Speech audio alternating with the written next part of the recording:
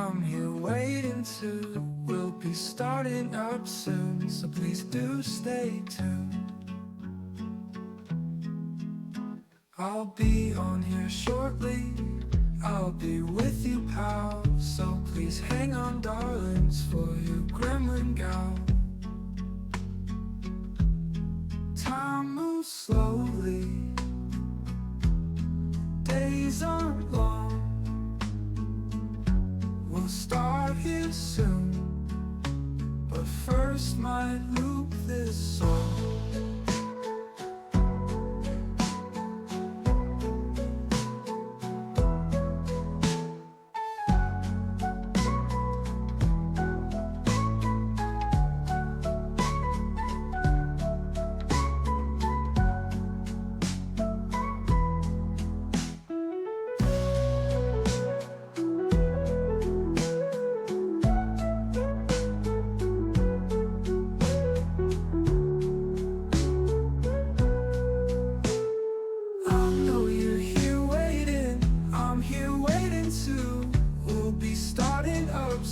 So please do stay tuned. I'll be on here shortly, I'll be with you, pal. So please hang on, darlings, for your GremlinGal. Time moves slowly, days aren't long. We'll start here soon, but first might loop this song. Time moves slowly, days aren't long. We'll start here soon, but first might loop this song.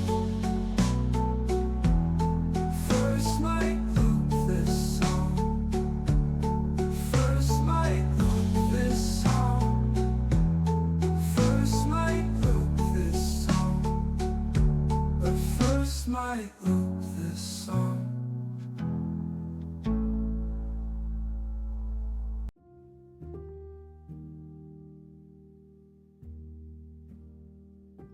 All right. We're here for more revising today. All right. Let me make sure I've got everything ready. Get my revision notes. Hello there. Hello. Good morning, Bob. Thank you for joining me. All right, revision notes. We are on chapter 13.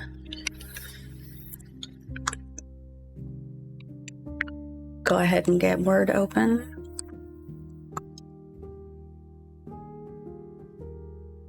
And let's get down to chapter 13.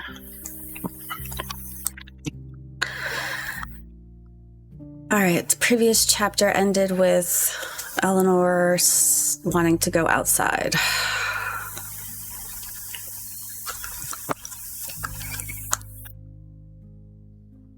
And we'll go ahead and start reading from the top. So chapter 13, Reaper. Stepping out of the mother tree, this time at a leisurely pace and not in the dead of night, was like stepping into another world. Bark rose around her in rigid spirals, impossibly vast. Leaves curled up to form tunnels and brittle bridges. Moss gathered in patches and trails.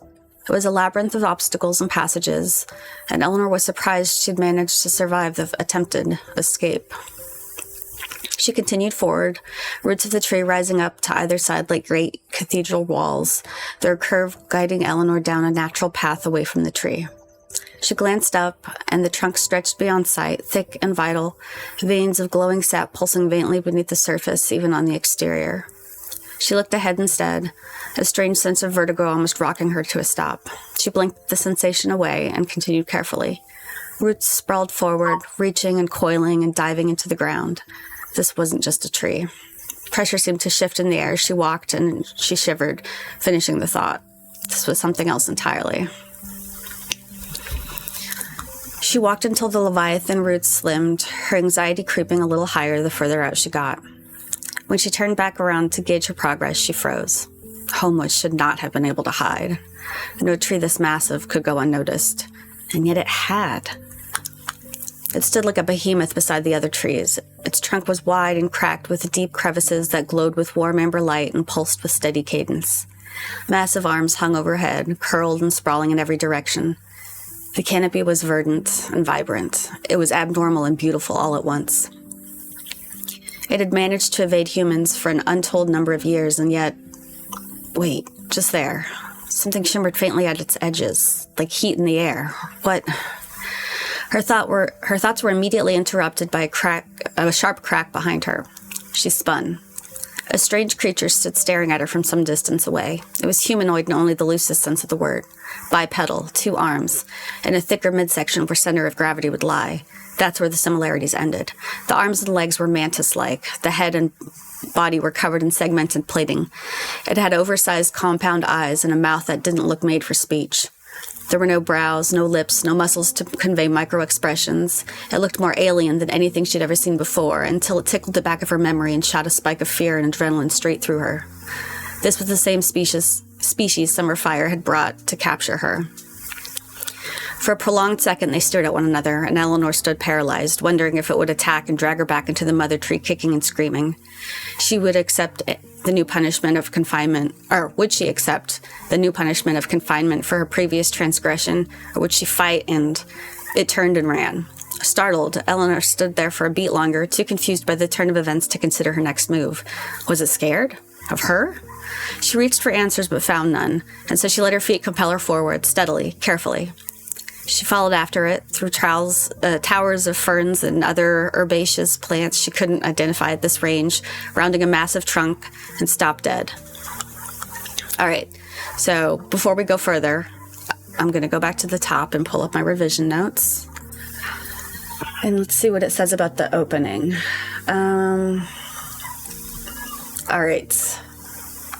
Good, compress the description. It says the exterior of the mother tree is important. It's the first time Eleanor sees it from outside at her new scale. The detail about glowing sap veins on the exterior, the cathedral root walls, the sense of impossible scale, all necessary.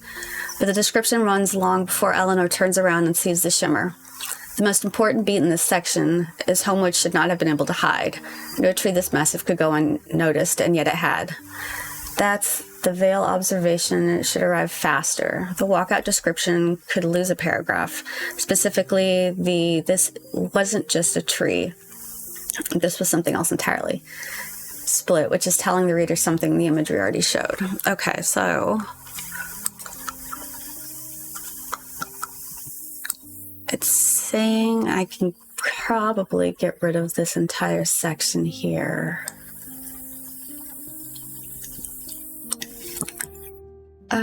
Something shivered faintly at the edges, like heat in the air. This is the veil made visible. Good. And then her thoughts get interrupted before she can pursue it. Also good.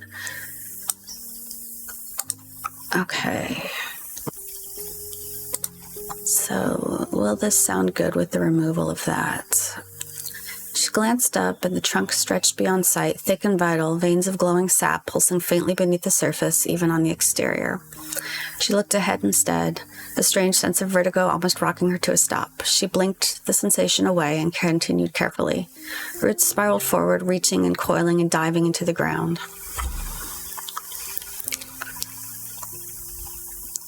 She walked until the Leviathan roots slimmed, her anxiety creeping a little higher the further she got out. When she turned around to gauge her progress, she froze. I guess I could get rid of all of that and wouldn't really lose too much in the process. So, let's just delete and save.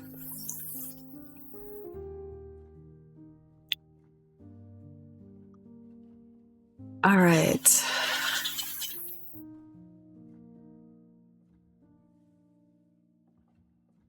What should we... Okay, the swarm creature. Going on to the revision notes through that. The insectile creature description. Mantis limb and segmented plated compound eyes is strong and properly alien. Kay says the encounter is a great jolt. Until it tickled the back of her memory and shot a spike of fear and adrenaline straight through her. This is the same species Summer Fire had brought to capture her. The recognition beat works, but tickled the back of her memory, followed by the narrator confirming what she recognized as 2 beats for one suffices. Either let the recognition arrive on its own, or let the physical response be the recognition. All right, and let's see where that was. Okay, here we go.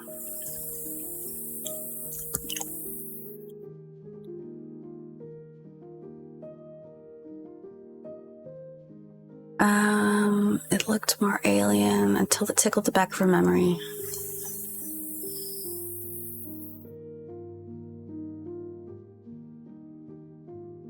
Okay.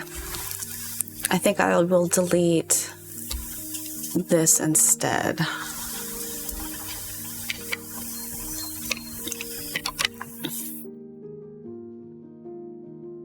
Okay, it looked more alien than anything she'd seen before until it tickled the back of her memory and shot a spike of fear and adrenaline straight through her. For a prolonged second, they stared at one another, and Eleanor stood paralyzed, wondering if it would attack and drag her back into the mother tree, kicking and screaming. Would she accept the new punishment of confinement for her previous transgression, or would she fight? And it turned and ran. Yeah, I guess that looks okay.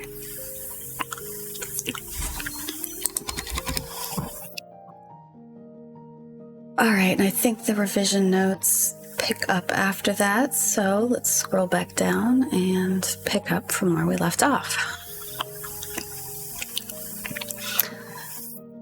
All right, it turned and ran. Startled, Eleanor stood there for a beat longer, too confused by the turn of events to consider her next move. Was it scared? Of her?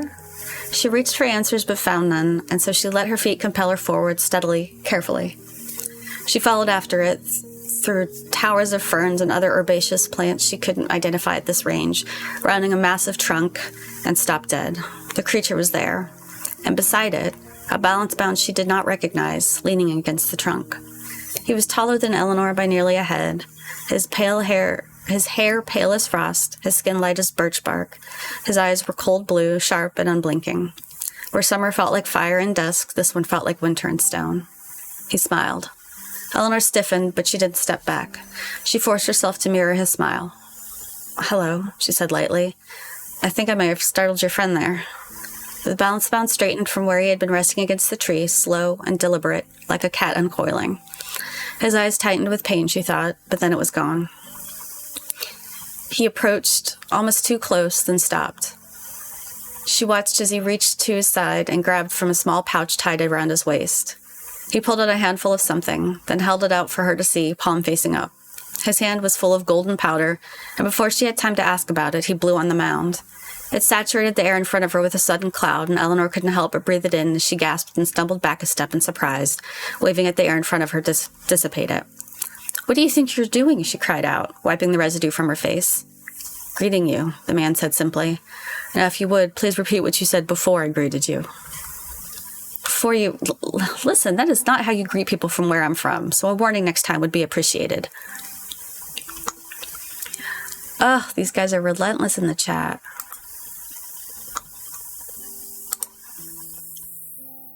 Dan. Ugh. Okay. Where was I? That is not how you greet people for where I am from. So a warning next time would be appreciated.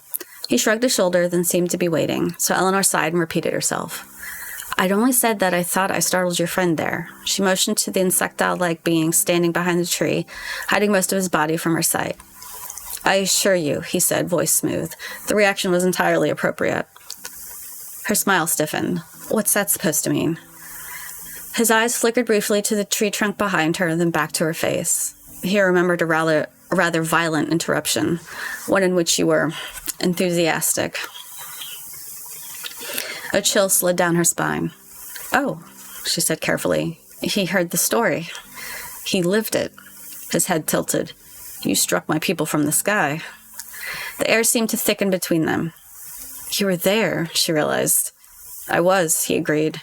"And so was that Reaper." The word landed heavy. I don't like heavy. Let's go with like lead. The word landed like lead. Eleanor kept her voice steady. There was only one other person there that day. You mean Summer Fire? He didn't respond to the name. You ended our judgment far too swiftly, he continued. You sound like you're accusing me. Not accusing. His gaze softened, but only slightly. Explaining. Her fingers curled at her sides. So what? You're here for revenge? So what, you're here for revenge? We'll get rid of the ellipsis. He blinked, then almost laughed. No, that is not how debt works. Then why are you here? He studied her for a long moment, something calculating flickering beneath the warmth in his eyes. You think we followed you, he said gently, that you are the center of this. Well, am I? Only a little. Her pulse quickened. Then what do you want from me? He stepped closer, just enough that she felt the heat of him. To warn you. Her heart skipped. Warn me of what? Of him? His expression darkened only slightly. I've heard of this union. The word left his mouth like a splinter. You have my sympathies. Sympathies? Eleanor echoed. He studied her then, really studied her, as if reassessing an assumption. You do not yet know what you have agreed to, he said softly. That much is clear. I didn't agree to anything, she shot back. I was taken. Taken, he repeated, tasting the word. Yes, that would align. Her fingers curled at her sides. Align with what? With the path that reaper walks. She waited, but he did not elaborate. The silence stretched, deliberate. You call him a reaper, she asked finally, curious. His eyes lifted to the canopy where light filtered through leaves and broken shards. He is balance-bound, he said. And balance is not gentle. Forests thrive because something else withers. Life persists because death is given freely. His gaze returned to hers. Some give it more, personally, than others. You're saying he kills for pleasure? Eleanor asked, her worldview teetering on the edge of something dangerous. I am saying, he replied, calm and precise, that many have bled so that Homewood might flourish. That's vague on purpose. Yes. Her jaw tightened. Why tell me any of this? Because you do not belong to that keeping, he said, and because you still believe you might escape it. Her pulse quickened despite herself. Can I? She asked. Escape, I mean? He hesitated, just long enough to feel sincere. There are paths not spoken of in Homewood, he said. Choices that councils would remain rather theoretical. And you know them? I know some of them. Hope flared hot and reckless. Then tell me, she said, please. Not here. His voice firmed. This is not the time nor the place. She bristled. You can't just drop something like that and I can, he interrupted gently, and I must. The trees listen here. He stepped back, giving her space, his posture unthreatening. If you wish to hear more, he continued, meet me beneath the moonrise, beneath the canopy walks, with the roots thin and the forest listens less closely. Follow the easterly wind. I shall tether a greenflow bell to guide you. And if I don't come, then nothing changes, he said simply. You will join under the dark moon and Homewood will rejoice. And her stomach twisted. And if I do? A pause, then quietly. Then you may learn how to leave. The word leave rang in her head. Think on it, he said, and decide what you truly want. Who even are you? Eleanor asked at last. Ashen glow before the dusk. He inclined his head, not a bow, but close enough to respect. Until moonrise, Eleanor Fields. And I think that is where the chapter ends. So let's head back up to where he arrives. And let's go to the revision notes and see what they say. Okay, Ashen's introduction, the chapter's engine, mostly strong. Where summer felt like fire and dusk, this one felt like winter and stone. H specifically praises this contrast, clean, immediate, distinctive. Keep the translation dust scene. He blows it into her face without warning, mirroring Summer's dust in chapter 2. Eleanor's anger is the right reaction, and it's consistent with her chapter 2 response. Good parallel. K flags one thing. The transition from following the creature to discovering the balance bound is slightly abrupt. The fix is small, one sentence of Eleanor registering a second presence before she rounds the tree. She heard nothing, but the creature had stopped. Something else was there. Then she rounds the trunk and sees him. What does this say now?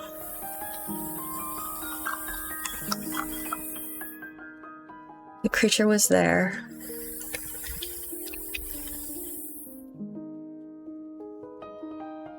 I think I might have fixed this after those revisions, because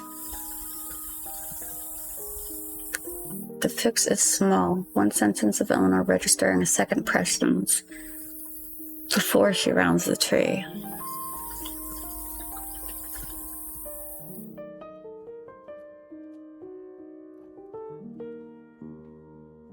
Massive tree. And stop dead. How do we want to phrase this? Stop dead.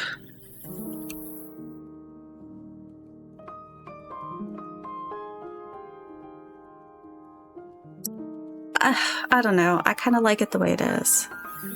But let's flag it as too abrupt. See if another beta reader flags.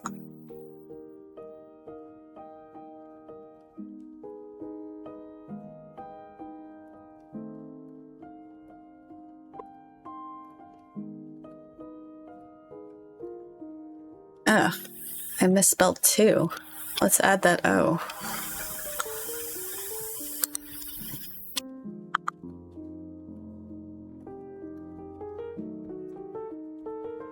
Two. Okay.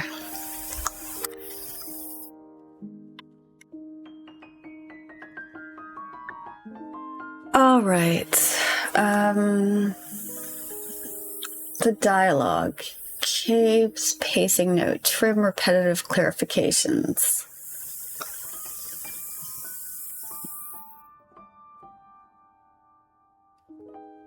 Okay, Kay says the exchange between Eleanor and the pale balance bound stretches out over many pages worth of dialogue.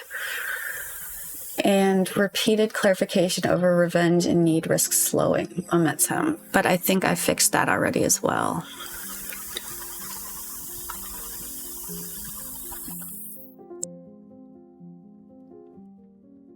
Yeah, because I removed the whole revenge thing. I left the need part, though.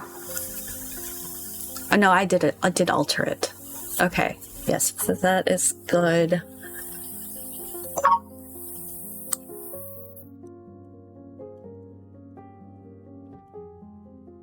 It says to keep that, keep that, keep that.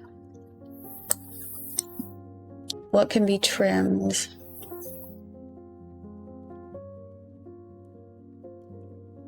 Okay. The compression says to compress the warn me part.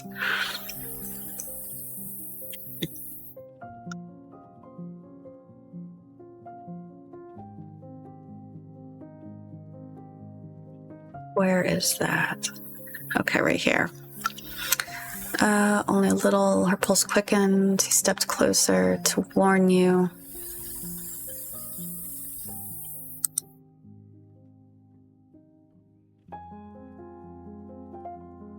Okay, this is what we're gonna do. So that, we're gonna move up. Going to get rid of that.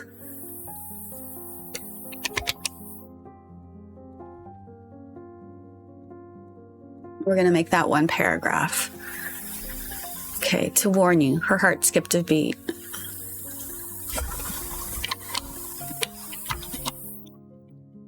Her heart skipped a beat, comma, and his expression darkened. Only slightly.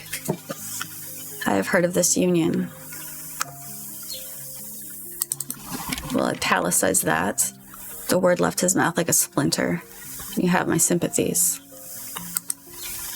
Okay, so we compress that a little bit. KK also flags add. Subtle sensory or physical reactions from Eleanor during the dialogue. Keep the reader physically engaged.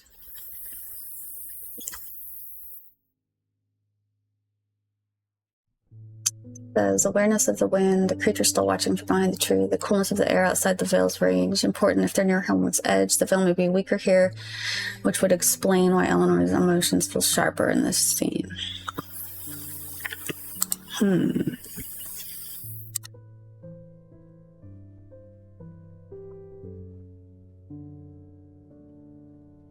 Okay.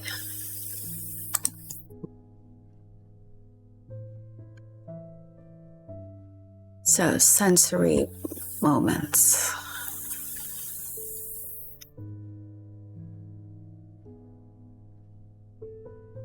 All right, this is an awful lot of dialogue, so let's go back up. Greeting you. Her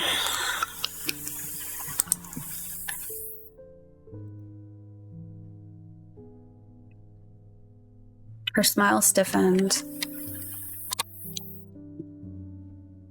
And the breeze grew flat. What's that supposed to mean? His eyes flickered briefly to the tree trunk behind her, then back to her face.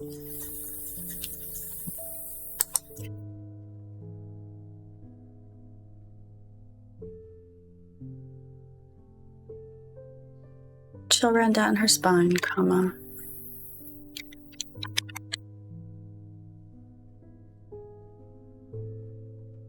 Let's put that on a new line. Chill, oh my gosh.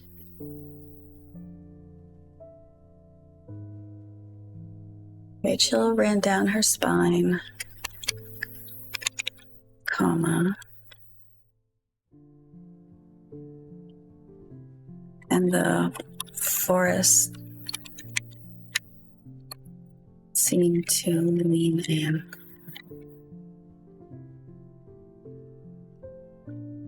You know what? And the forest did lean in. And the forest leaned in. Oh, she said carefully. We're going to replace that said with answered.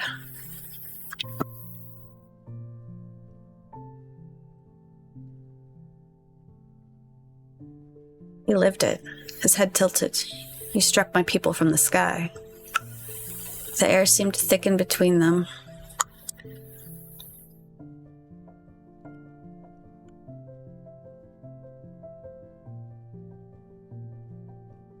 You were there, she realized. I was, he agreed.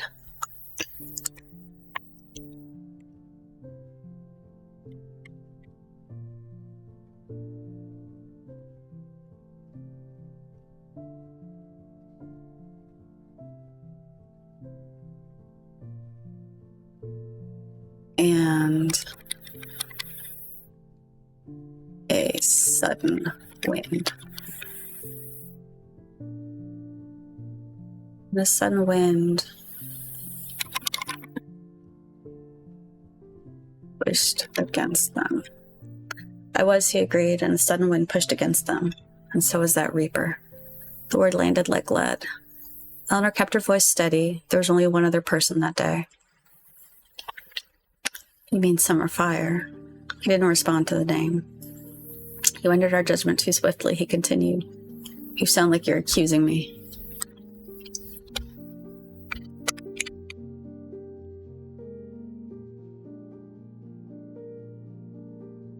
Her fingers curled at her sides.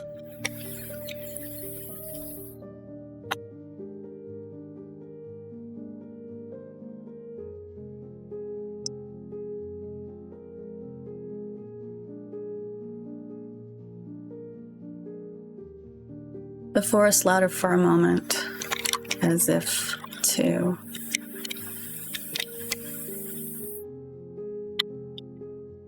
mock her alongside him. You sound like you're accusing me. Not accusing. His gaze softened, but only slightly. Explaining. Her fingers curled at her sides, the forest louder for a moment, as if to mock her. As if to Do I want to say mock?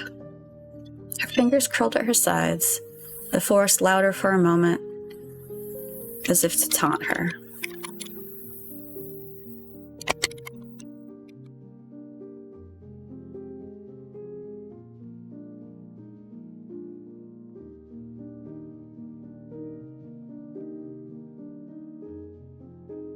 So what, you're here for revenge? He blinked, then almost laughed. No, that's not how debt works. Then why are you here? Then why are you here? He studied her for a long moment, something calculating, flickering. I don't like that. Something calculated.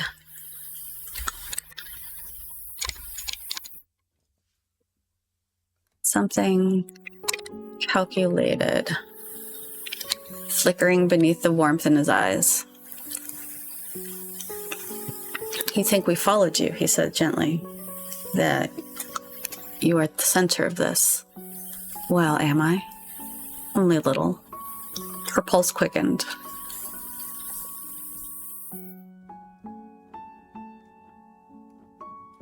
All right, I need something else in this section. He stepped closer.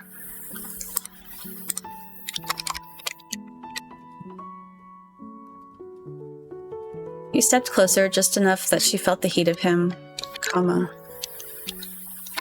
and the insectile being behind him.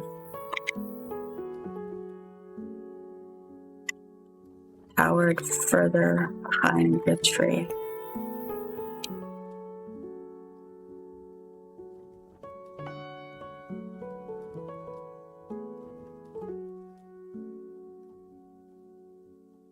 To warn you, her heart skipped and his expression darkened only slightly. I have heard of this union, and you have my sympathies.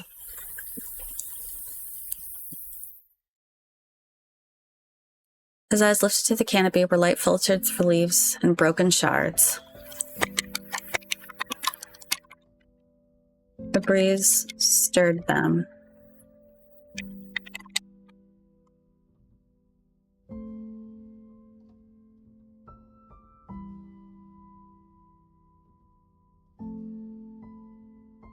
Speckles of light.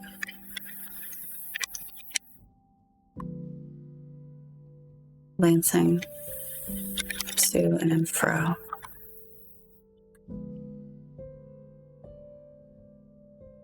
Okay, he lifted his eyes to the canopy where light filtered through leaves and broken shards. A breeze stirred them, speckles of light glancing to and fro.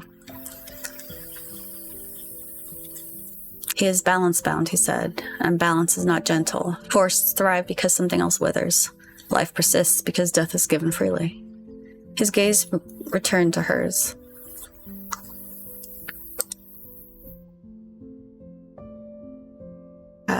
Some give it more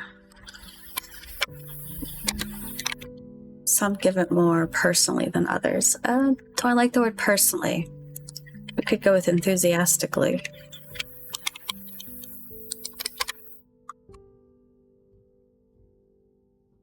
Some give it more enthusiastically than others.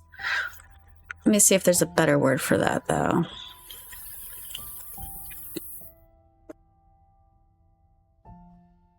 Ooh, I think readily. Or hungrily. Zealously would work too. Okay. His gaze returned to hers. Some give it more hungrily. I think hungrily is what we're going to go with than others. You're saying he kills for pleasure. That many have bled so that homewood might flourish.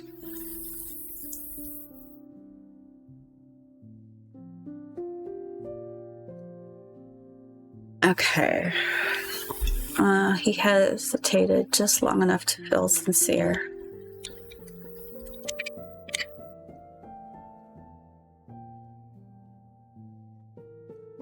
What do we want to add to that, though? I think we want to do for sure another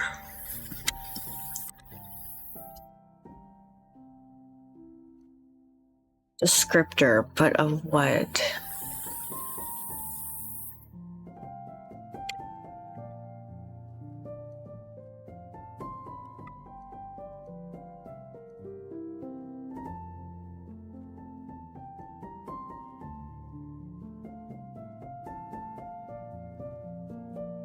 He hesitated just long enough to feel sincere, and Eleanor could feel a small bead of sweat trail down the length of her spine. There are paths not spoken of in Homewood, he said, choices that councils would remain theoretical. All right, let me go back to the revision notes. It says to protect the offer. The trees listen here. This is the first time characters directly named the limitation on where honest conversation can happen.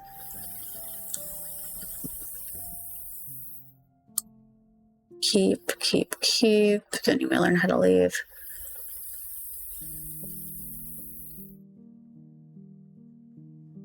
Okay, it says the chapter ends with Ashton leaving and Eleanor standing alone with the offer. This is the right ending point. No falling asleep, no returning to the room, no additional processing. The offer hangs in the air. Good. Oh, okay. Her fingers curled at her sides appears twice. Fingers curled. Nope.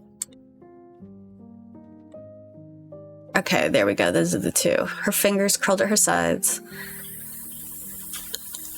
Oh.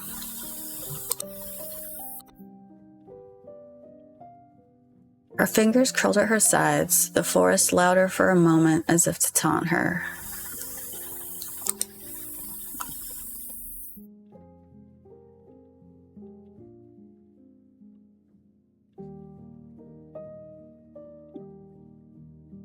How do I want to say this?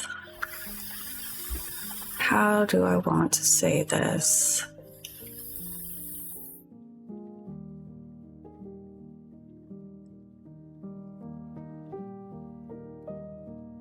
I didn't agree to anything she shot back. I was taken. Taken, he repeated, tasting the word. Yes, that would align. She clenched her jaw. Align with what?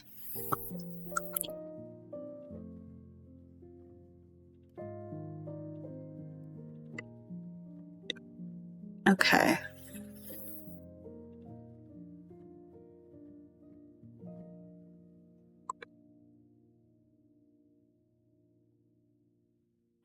I think that should be enough descriptors.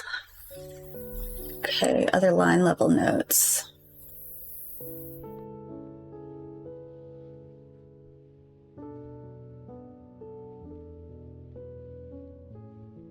All right, it says that's clunky. Let's go back up to his eyes tightening with pain.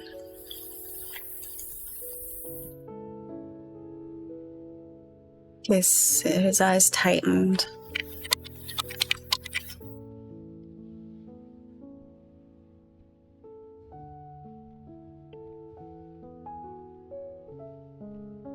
His eyes tightened.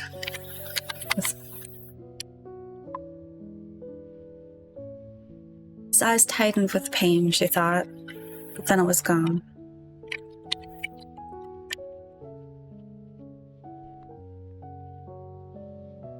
Okay, now that's just what we're gonna do. His eyes tightened.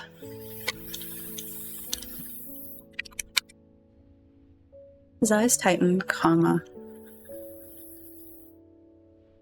But before she could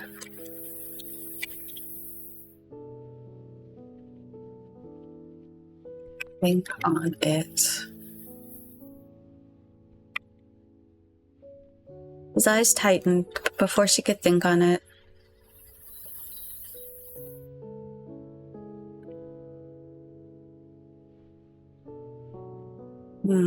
His eyes tightened.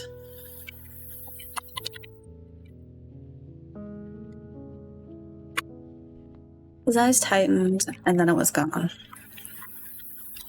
Should I just leave it simple like that?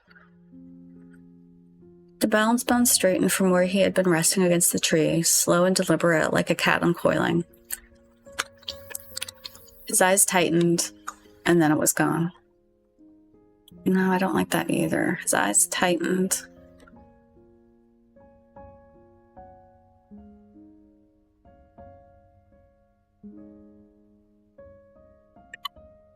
His eyes and jaw.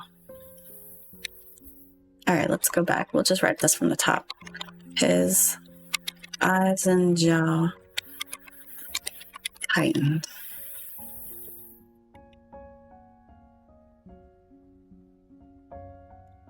With the reflex. Ugh.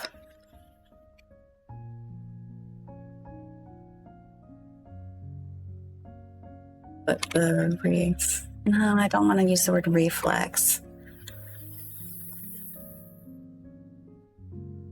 But the, what is it?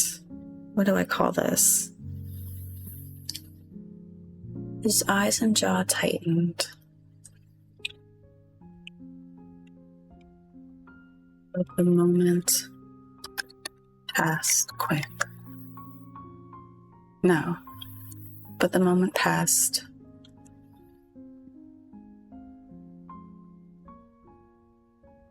And slipped into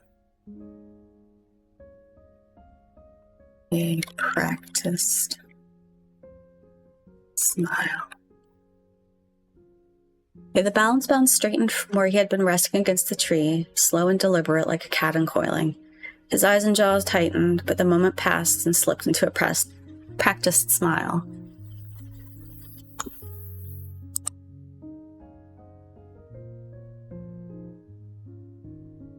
He approached almost too close, then stopped. Okay.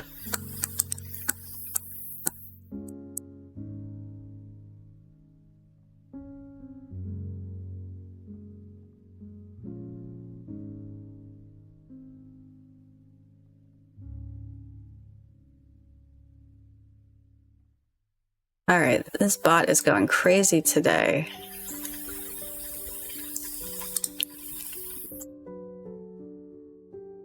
All right. Creating you.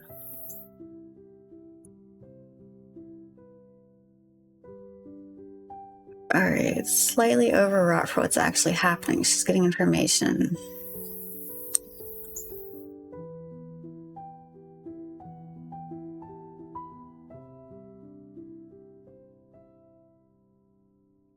All right. Where did the Reaper part go?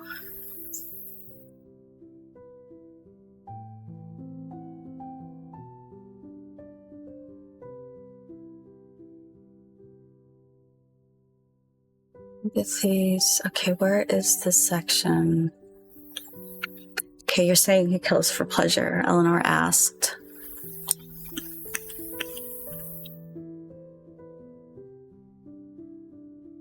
Eleanor asked.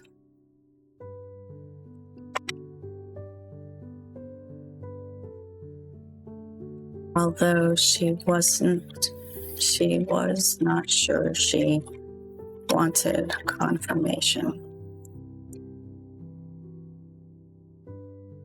You're saying he kills for pleasure, Eleanor asked, although she was not sure she wanted confirmation. Yeah, that sounds okay. Alright, structural note on Ashen. All three readers respond positively to Ashen. O calls him the only character who brought any levity. Right, particularly when he's nearing his introduction. His register is established, precise, slightly amused, withholding, respectful. The contrast with Summer is immediate and effective. His role as an alternative source of information, someone who tells Eleanor things Homewood won't, is clear from the first meeting.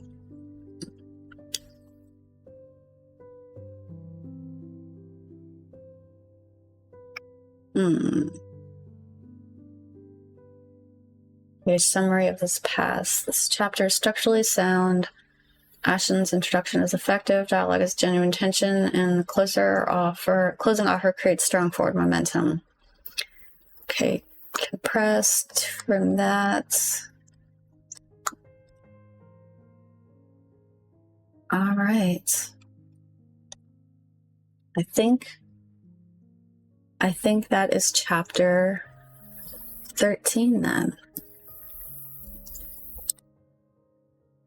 Yeah, I feel like I'm pretty pleased with that. All right, so let's save.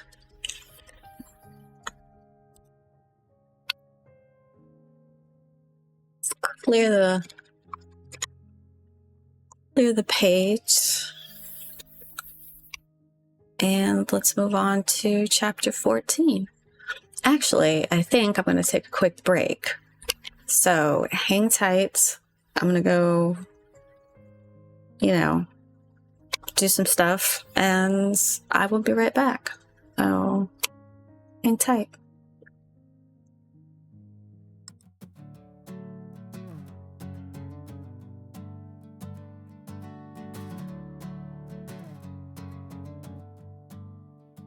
Time cannot bend, time cannot break, time cannot take what it cannot escape. So count down the seconds and watch the hands move, but don't hold your breath lest you wish to remove a few little moments of life. What's the deal? Who needed them then anyway? That's quite the steal. So hang on one moment, we'll be right back on. Hope it's sooner than later for the end of this song.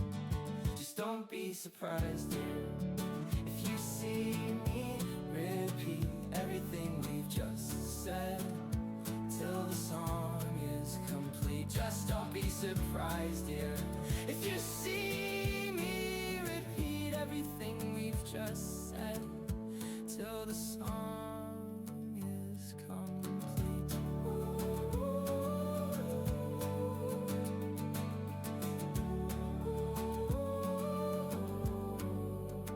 We could always loop it to give us more time, 'cause time's always dwindling no matter our pine.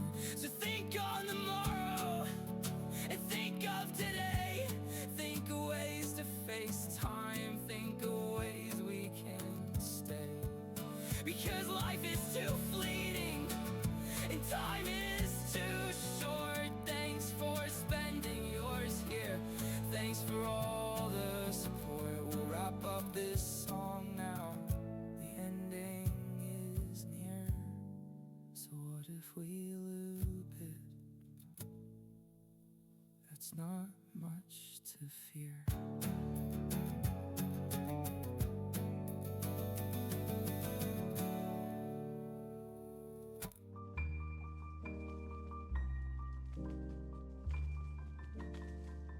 All right, I am back, and we are going to move on to the next chapter. So we're on chapter 14 now. Let me see where the revision notes end us.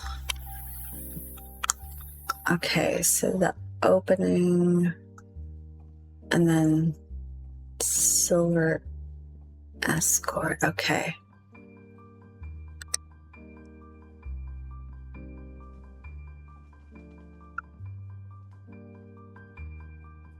All right, we're just going to start reading, and we'll read until room exploration Silver Escort scene. All right, chapter 14, current. Eleanor walked back to Homewood in a haze, her thoughts spiraling faster than her feet could carry her. Escape. The word echoed with dangerous promise. She replayed every sentence, every careful omission. Ashen Glow had not threatened her. He had not begged. He had simply offered, and somehow that felt more unsettling than force. We'll get rid of this ellipsis. He had simply offered, comma. And somehow that felt more unsettling than force. It could be a trap, but so was staying. By the time the mother tree towered overhead again, the sun was already sinking, its light gilding the vast trunk in ochre and gold. She crossed the tree's threshold almost without realizing it, the curtain falling away from her shoulder as an afterthought. She was only mildly surprised when Silver appeared moments later, smiling as if she'd been expecting her all along. Smiling as if she'd been expected all along. Mother sensed your return, Silver said brightly. Eleanor exhaled, rubbing her temples. Of course she did. Silver's smile widened. All right, so let's see what it says about the opening.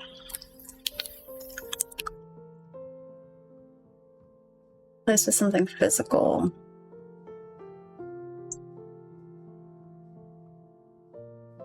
Give us something physical. She's walking back from a genuinely destabilizing meeting.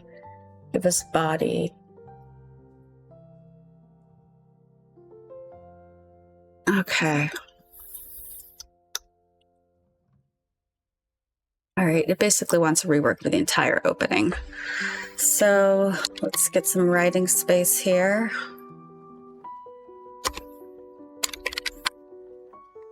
Oops.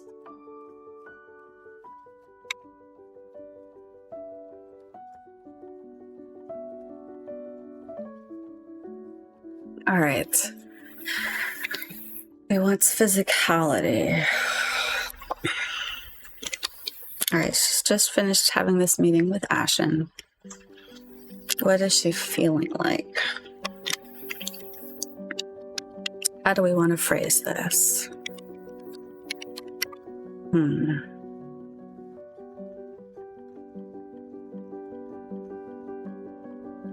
Eleanor walked on autopilot as her thoughts spiraled.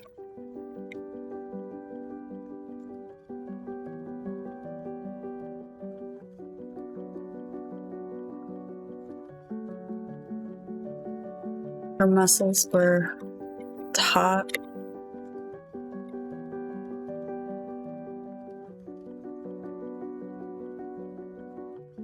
Her muscles were taut,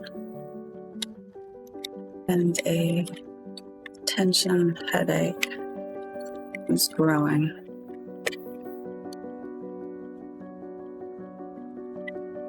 Her eyes.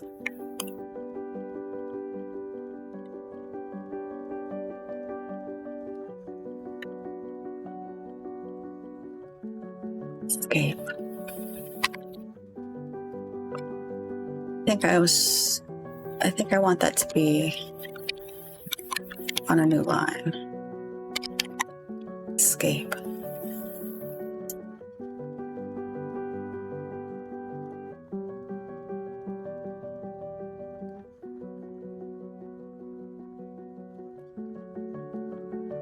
Oh.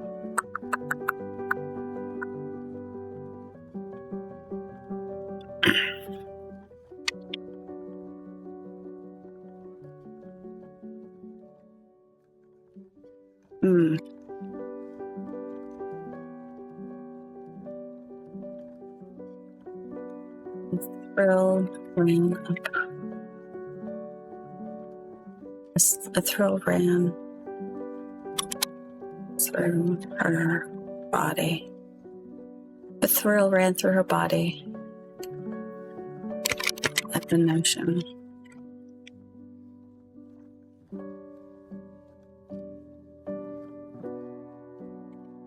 And her feet stumbled.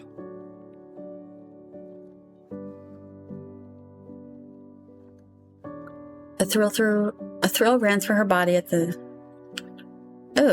notion. At the notion. A thrill ran through her body at the notion, and her. No, we'll get rid of that too. A thrill ran through her body at the notion, and she began to smile. Despite, and she began to smile.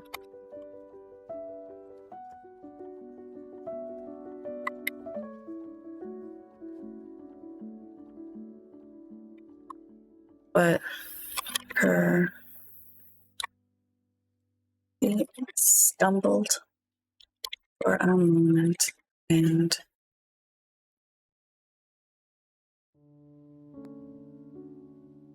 then she righted herself. A curtain of ease fell across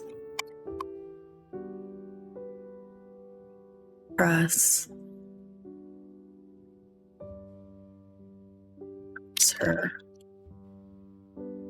frame,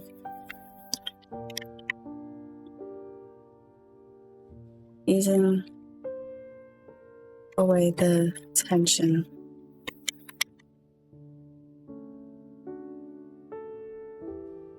and softening the throat.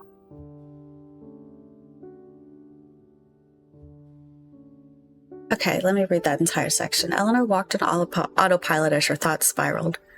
Her muscles were taut and a tension headache was growing behind her eyes. Escape. A thrill ran through her body at the notion. She began to smile. Oh, no, there's not enough written here. Okay, let me give myself some more space on screen because might get messy. Eleanor walked on autopilot as her thoughts spiraled. Her muscles were taut and a tension headache was growing behind her eyes.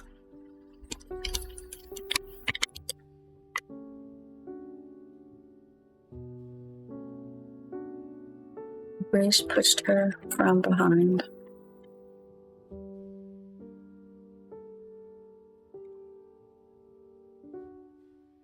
Urging her onward.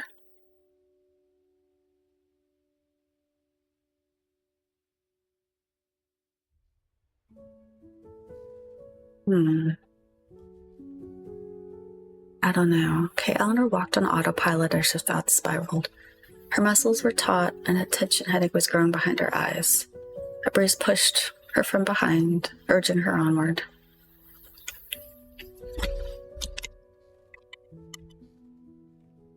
But she tried to resist. One word still calling her.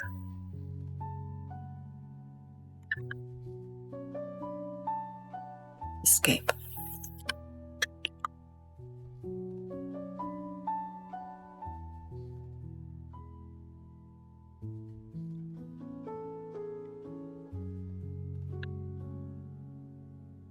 Eleanor walked on autopilot as her thoughts spiraled. Her muscles were taut and a tension headache was growing behind her eyes. A breeze pushed her from behind, urging her onward, but she tried to resist, one word still calling her back. She turned her head and looked over her shoulder again. The open forest.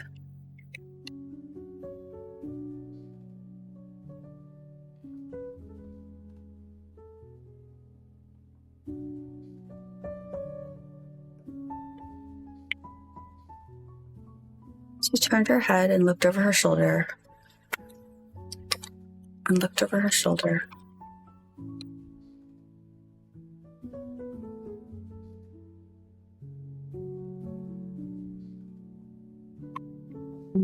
pull to turn. The pull to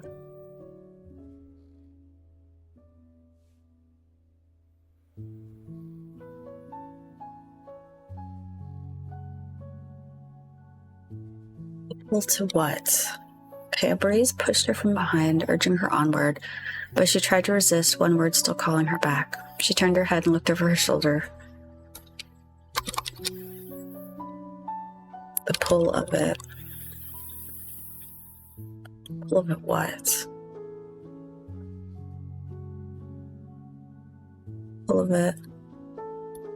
Almost a word. Itself.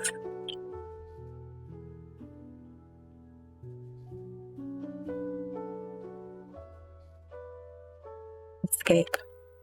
A thrill ran through her body at the notion, and she began to smile. Her feet stumbled for a moment, and when she righted herself, a curtain of ease fell across her frame, easing away the tension and softening.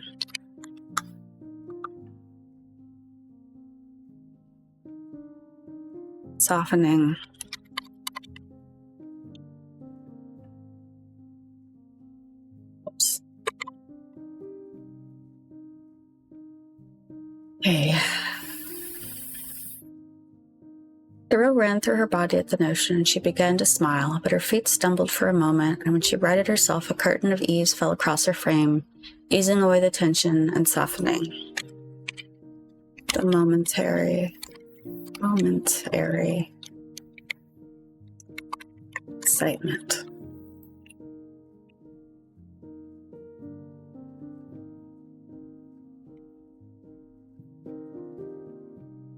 Her stomach settled,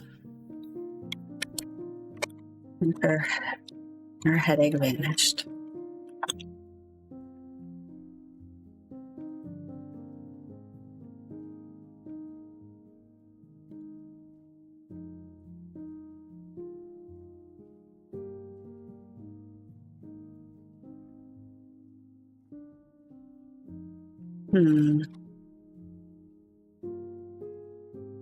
Stomach settled and her headache vanished.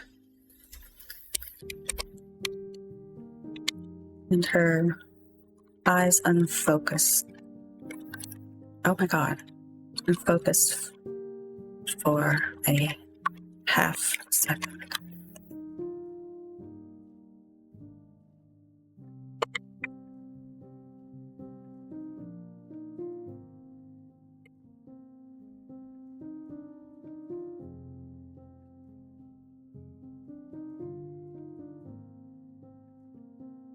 When she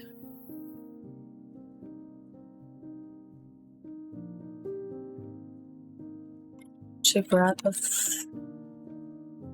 forest back into clarity.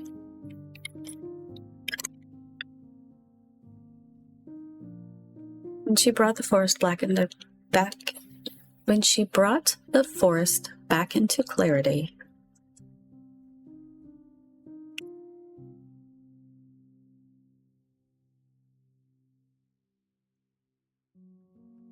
what had once felt close. No, that's just stating. When she brought the forest back into clarity,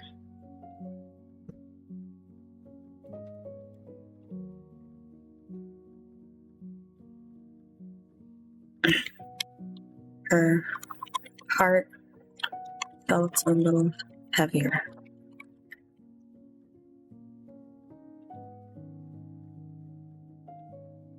Turned her head and looked over her shoulder, the pull of it almost a word on the wind itself.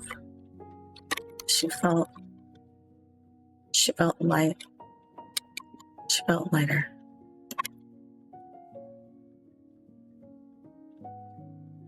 Okay, so escape. A thrill ran through her body at the notion, and she began to smile, but her feet stumbled for a moment, and when she righted herself, a curtain of ease. I think this is just way too long of a sentence. A thrill ran through her body at the notion.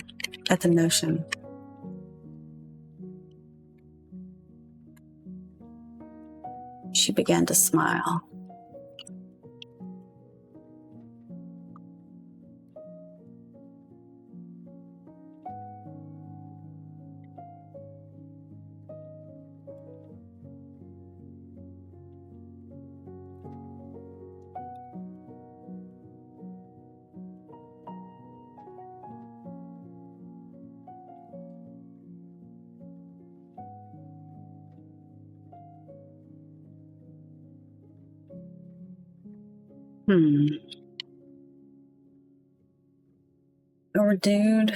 A renewed what? It really has, Bob. It really has. Okay, a renewed. A thrill ran through her body at the notion. She began to smile.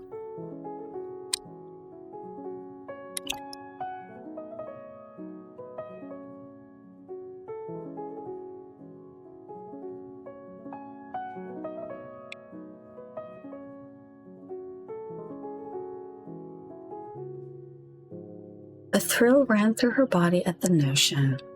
She began to smile.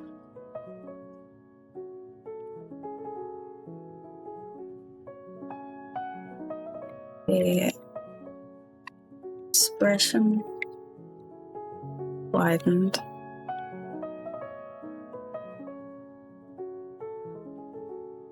Expression widened within her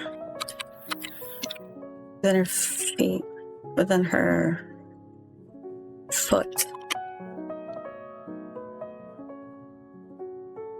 within her foot, caught on something. She stumbled.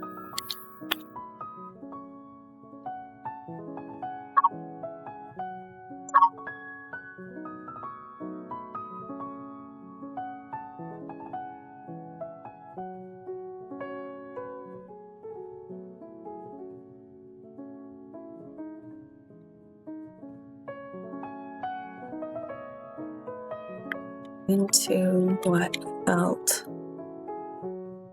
like a warm, pillowy embrace.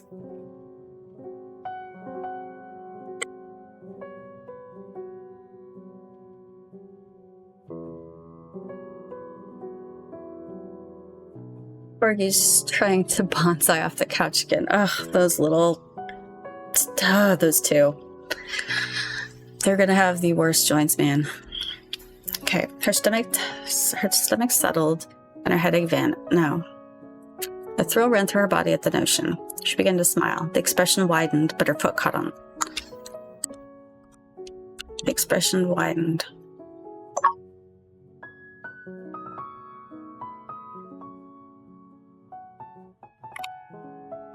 Hope swelled.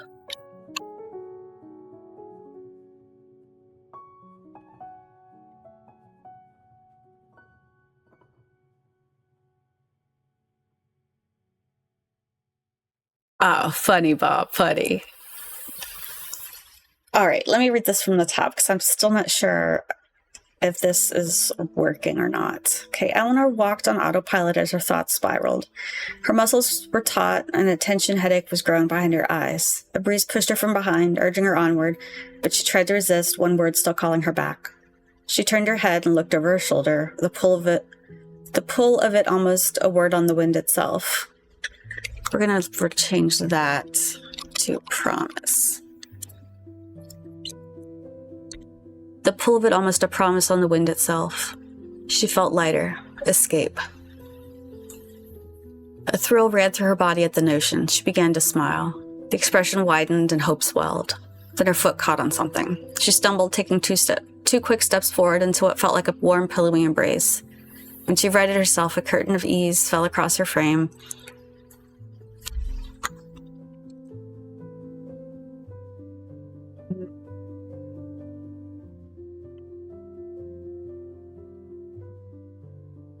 A curtain of what? A curtain of...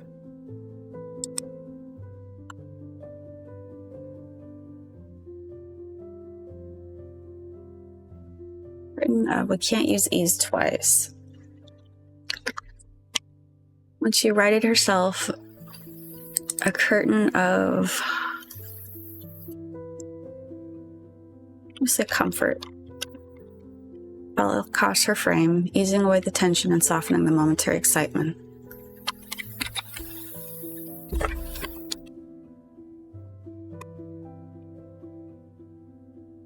But she just...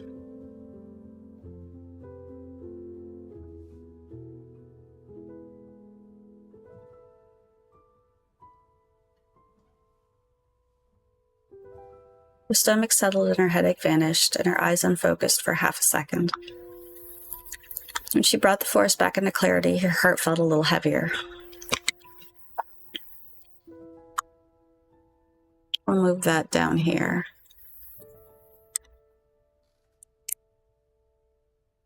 Okay. One more time. Eleanor walked on autopilot as her thoughts spiraled. Her muscles were taut and a tension headache was growing behind her eyes. A breeze pushed her from behind, urging her onward, but she tried to resist, one word still calling her back.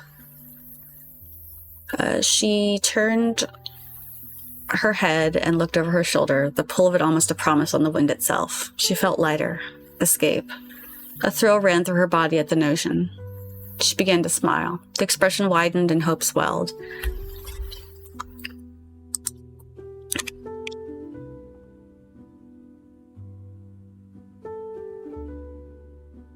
Her body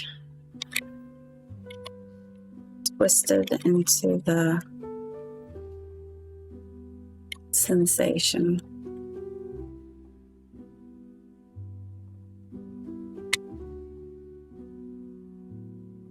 Okay. She turned her head and looked over her shoulder, the pull of it almost a promise on the wind itself. She felt lighter. Escape. A thrill ran through her body at the notion. Jesus. She began to smile. The expression widened and hope swelled. Her body twisted into the sensation. Then her foot caught on something.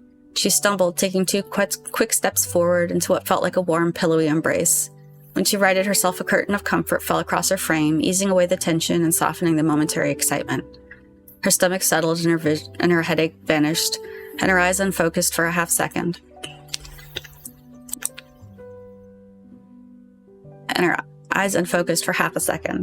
When she brought the forest back into clarity, her heart felt a little heavier. What did she just... She shook her head. And back to face the mother tree.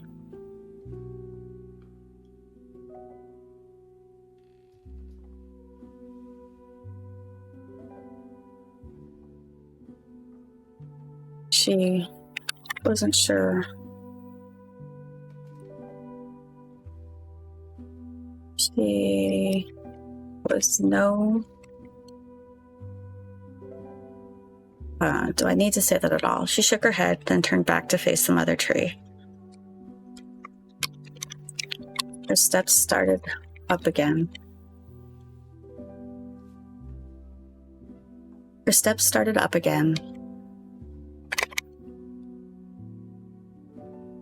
And though she felt warm and welcomed as the roots rose to either side of her. Her steps started up again, and though she felt warm and welcomed as the roots rose to either side of her, she walked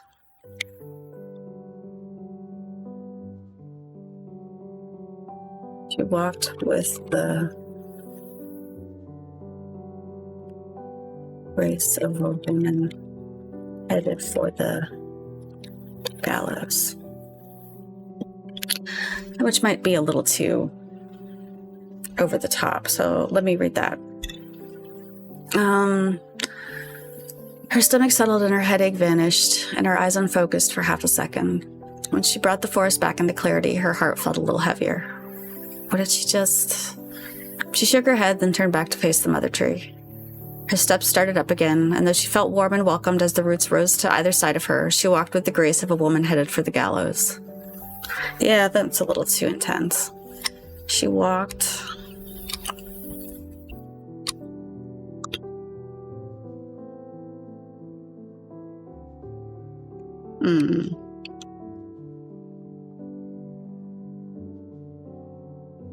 Her steps started up again, and though she felt warm and welcomed as the roots rose to either side of her, she walked with her shoulders narrowed and a thread of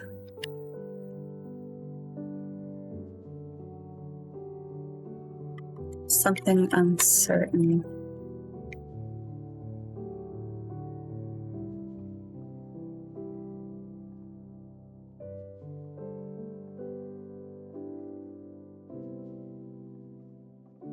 to vibrate just beneath the surface. Okay, let me read that again. Her stomach settled and her headache vanished, and her eyes unfocused for half a second. When she brought the forest back into clarity, her heart felt a little heavier. What did she just... She shook her head, then turned back to face the mother tree. Her steps started up again, and though she felt warm and welcomed as the roots rose to either side of her, she walked with her shoulders narrowed and a thread of something uncertain trying to vibrate just beneath the surface.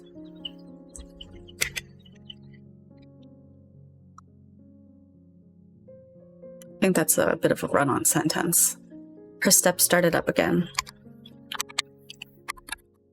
Oops.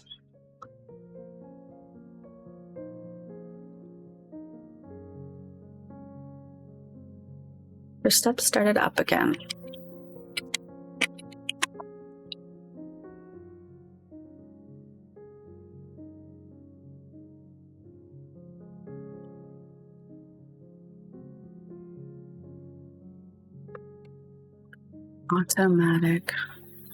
Automatic.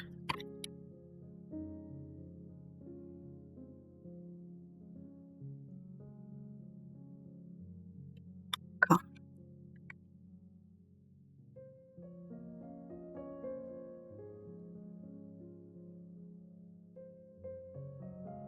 All right, what did she just... She shook her head, then turned back to face the mother tree.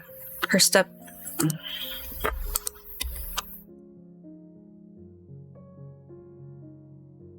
Then turned back to face the mother tree.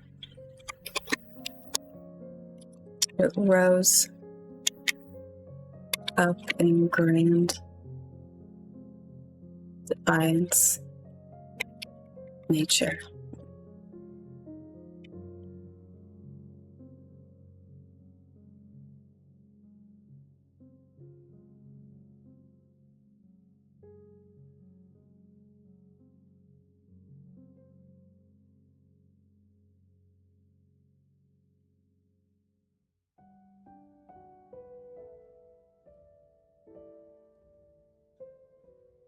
Okay, she shook her head, then turned back to face the mother tree. It rose up in grand defiance of nature, a wide sprawl of roots and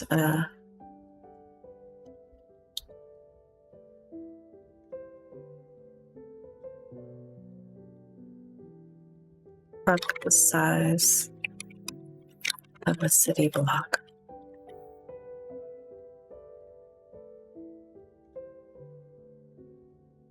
Do I want to be so clear with that? She shook her head, then turned back to face the mother tree. It rose up in grand defiance of nature, a wide sprawl of roots and a trunk the size of a city block.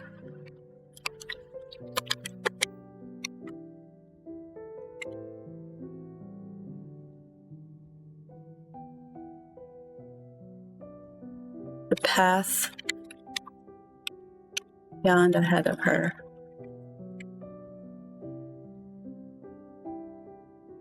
Path yawned ahead of her, drawing her in. Her steps started up again, automatic, calm. She felt warm and welcomed as the roots rose to either side of her. But she walked with her shoulders narrowed and a thread of something uncertain trying to vibrate just beneath the surface.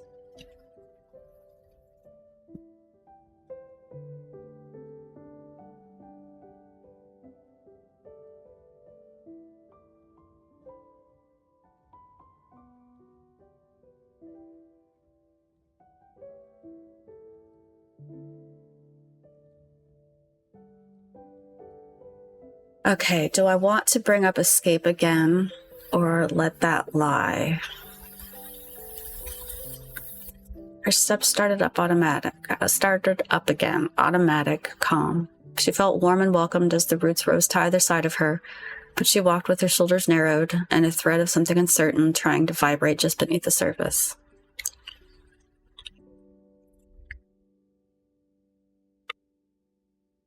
Escape.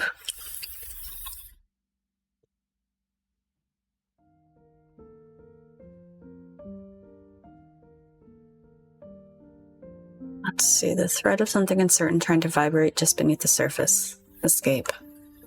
The word echoed with dangerous promise. She replayed every sentence, every careful omission.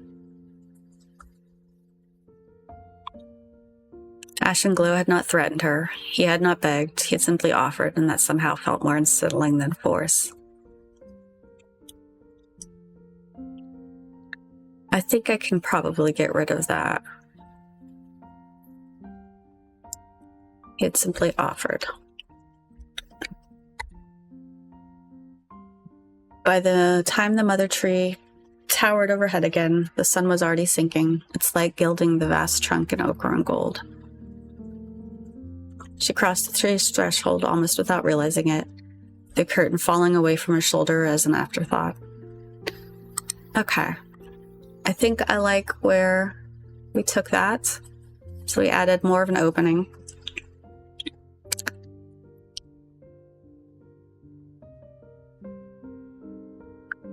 Alright. Let's see what the revision notes say.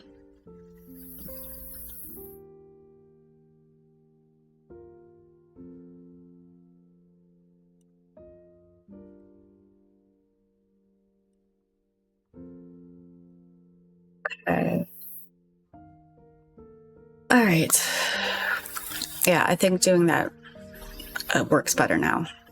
All right, so she was only mildly surprised when Silver appeared moments later, smiling as if she'd been expected all along. Smiling as if she'd been expecting her all along. All right, let me take a quick drink for a moment.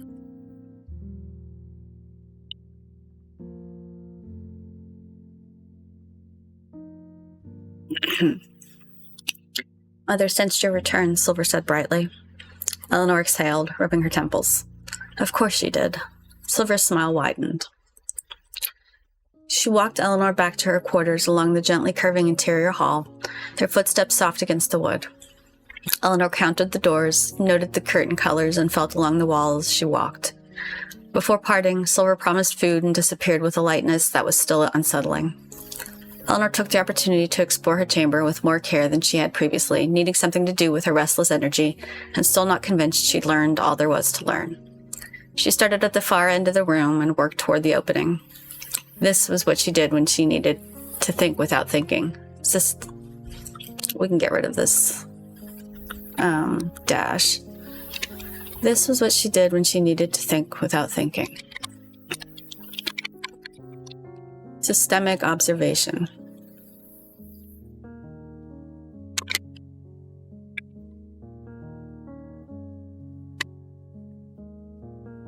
Okay. Systemic observation. Moving through a space in a grid pattern, attending to what was actually there rather than what she expected. She had done it in the field 100 times. She could do it here.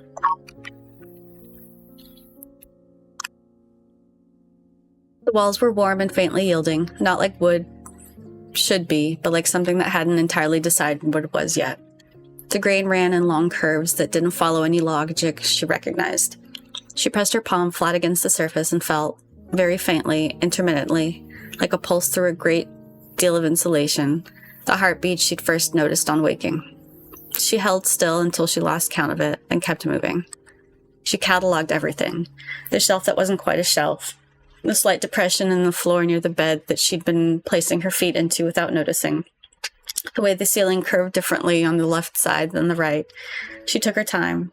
There was no reason not to. When she reached the open wall, she stopped, as she always did, a body's length from the edge. She looked at the frame instead of through it. The brows she'd already documented. The drip channels she'd already documented. Same with the drip channels.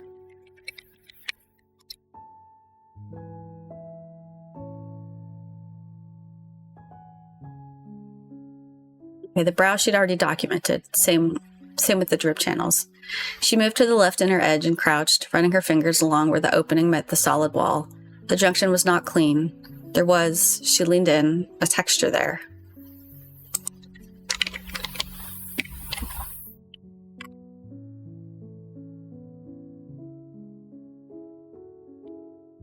Get rid of those dashes.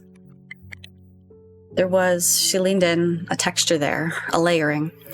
She pressed 2 fingers into it and felt it resist slightly, not like wood, softer than that, with a faint give that reminded her of something she couldn't immediately name. She pressed harder and it moved. She pulled her hand back, looked at it, looked at the wall. She pressed again, more deliberately, and this time she watched. The texture at the edge shifted.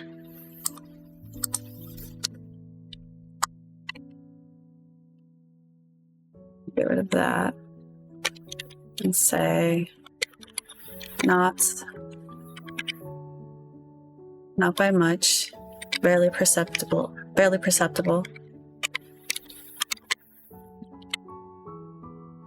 something she hadn't noticed before came into focus, a structure. Running along the inner perimeter of the opening, frilled so flat against the wall it was nearly invisible in ordinary light, was a lattice of fine interlocking ribs. Root material, she thought, or something close to it. Translucent at the thinner points, folded on itself in a way that suggested it could, theoretically, unfold. She found the edge of it.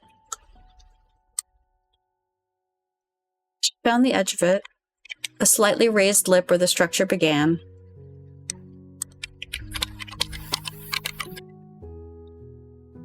And pulled. It moved, slowly, with a resistance that wasn't... It moved, slowly. I don't like this metaphor here. Not at all. But what do I want to say instead?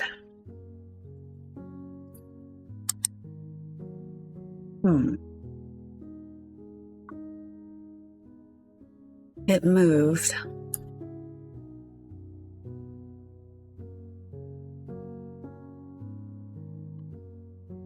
Slowly.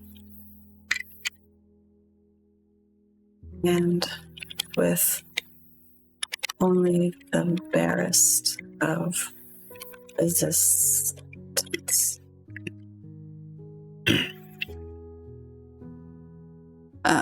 Let's fix the spelling on that.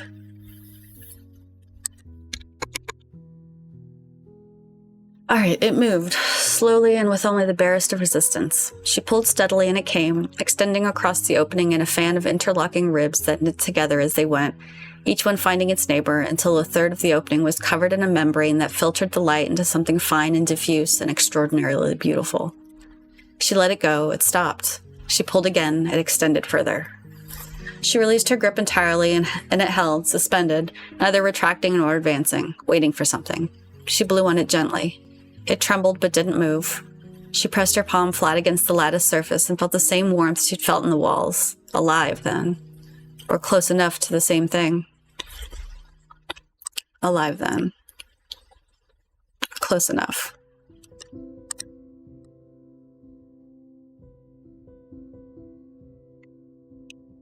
She took hold of the lip again and pushed back. It retracted smoothly, holding back on itself the same way it had come, the ribs slotting into...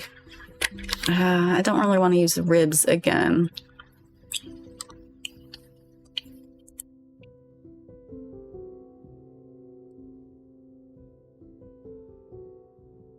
The beams, there we go. The beams slotting into each other and then into the wall as if they'd never left.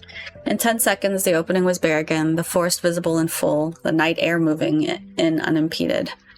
Eleanor stood back and looked at it. Then she pulled it out again, retracted it, extended it, retracted it.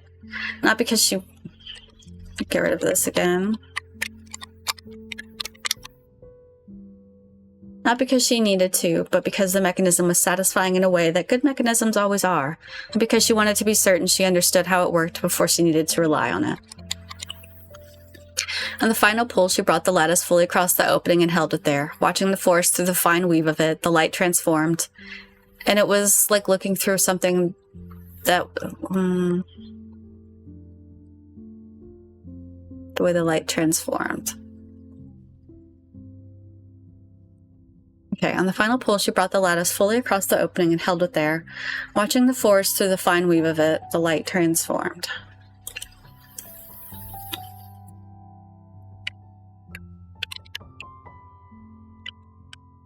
The hint of a forest looked back at her through the lattice, unchanged, unbothered, enormous. She released it and let it retract. Her attention returned to the deep basin curled into the tree itself. Up close, she noticed a narrow runnel impressed into the wood above it, a shallow channel that disappeared into the wall and re-emerged directly over the tub's lip. It looked less constructed than coaxed into being, as though the tree had simply been persuaded to part there. Water must travel through it, she reasoned, but from where? She scanned the chamber again. No taps, no valves, no visible controls at all. Her gaze lifted and settled on a green rope.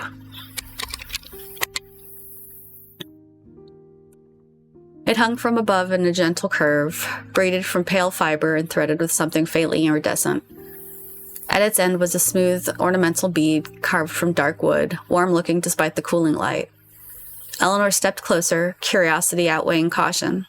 She reached out, fingers hovering just short of the bead, wondering what would happen if she pulled. "Oh, would you like to bathe before you eat?" Eleanor startled and turned. Silver had returned without a sound, a tray of food balanced easily in her hands, and folded night silks draped over one arm. The question landed more heavily than Eleanor expected. Only then did she become truly aware of her body, the persistent thrumming beneath her skin, the dull ache in her limbs from both the transformation and her ill-advised sparring, the grit clinging to her feet despite the forgiving forest floor. The thought of warm water made her shoulders sag with sudden need. She had no idea there'd been a private bath here all along.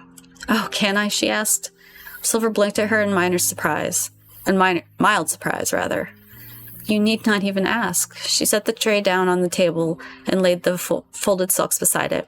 "Give the chime vine a tug, and this will notify the dew warden to release flow from the vein roots."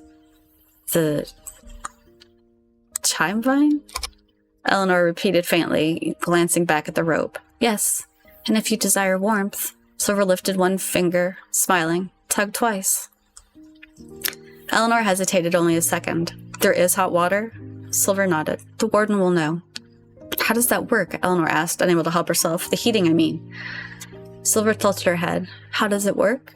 "How does the water get warm?" Eleanor clarified. "Fire or..." Silver's eyes widened. "Oh, Mother, no. Fire would never be welcomed within Homewood." She looked almost distressed by the idea. "The warden pulls green flow from the great web to warm the vein roots." Eleanor opened her mouth and closed it again. Green flow, great web, vein roots, dew warden. She tucked the words carefully away, like labeled specimens awaiting later study. Right now, the bath was more pressing. She tugged the cord twice. A soft, resonant chiming echoed through the wood, felt more than heard. A few heartbeats later, clear water spilled from the channel in the wall, flowing smoothly down into the basin. Steam followed, faint but unmistakable. Eleanor laughed, delighted despite herself. Silver approached and offered to help undress her, and Eleanor allowed the assistance, cheeks warm with embarrassment she suspected Silver didn't even register.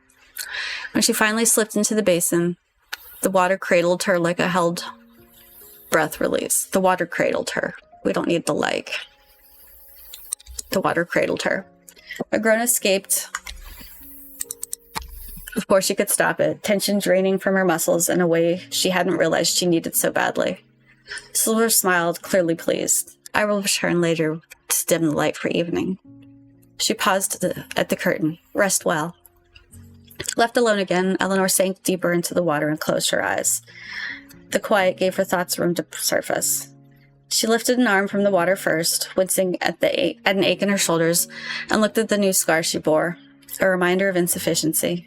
She sighed and let her arm drop, still not sure why she agreed to the duel in the first place. Nothing here felt extreme or unsafe. She couldn't puzzle out the why. She'd never have accepted such a challenge before, and yet here. Then there was the apparent freedom she'd been presented. They just allowed her to wander out of Homewood unwatched. Nobody seemed concerned about escape. She hadn't even tried to escape again. What was she making excuses? Then there was the strange shimmering line outside. It had seemed like a border, a boundary, but a boundary of what? What all did it accomplish? She considered the question. It was tethered to the mother tree, that much was clear, and it was a static field of some kind. And what had she considered at the time? A tree of that magnitude wouldn't just go unnoticed? Something in her chest shivered at the implication. Could the shimmering be why She frowned, the thought slipping from her grasp. No, she almost had it. She forced the thought to circle back again. The shimmering. Facts first. The tree was enormous, noticeable. This was a surveyed and catalogued forest. She herself had done field work in these woods several times. There were no records mentioning a structure of this morphology. The conclusion was right there on the tip of her tongue. One logical step away, but as the water shifted beneath her when she moved and another ache rolled through her shoulders, the thread vanished. Not simply forgotten, gone. She rubbed her temple, frustrated, trying to summon the alarm that should have been there at the sudden absence of thought, but it didn't come. Not properly. She sighed and gave up. She needed to get back out there and investigate further. That's all there was to it. Thinking on her trip outside of Homewood, inevitably, her thoughts turned back to Ashen Glow before the dusk. Meeting him had been dangerous, she knew that, but danger had already found her regardless, and Ashen Glow offered something Summer Fire never had, the possibility of choice, of escape, from the union, from the shrinking, from a future decided entirely by a web she did not understand and had never agreed to touch. Homewood was beautiful, fascinating, alive in ways that made her heart ache with wonder. But her work waited elsewhere, her life did. The forest, as she had once known it, had been a place of patterns and principles she understood. This new world, this living, watching, binding place, unraveled those certainties thread by thread. I think we can get rid of the dashes. She leaned her head back against the basin's edge and let the water lap at her shoulders, torn between awe and longing. Charmed or not, she reminded herself quietly, this was not home. Eleanor slid deeper into the basin until only her eyes and nose broke the surface, her breath bubbling faintly as she thought. Warmth cocooned her, but her mind refused to rest. Meeting Ashen wasn't a choice, not really. It was an experiment in regaining agency. She'd lost control of her size, her life, her future. Why should she surrender her choices to? After a time, she roused herself, rinsing her hair and scrubbing her skin until the heat began to fade. She stood and reached for a towel from a niche above the basin and froze when the curtain rustled aside. It was not silver. All right, let's go back and see what the revision notes tell us about this scene.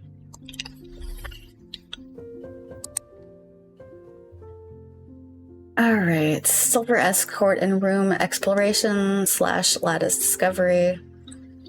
Protect, victim satisfying, invoice. Peak Eleanor.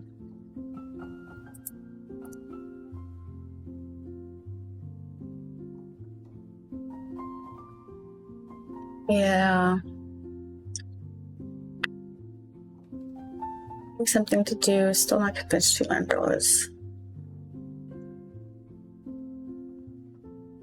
Restless energy. Okay, so let's go up and do that.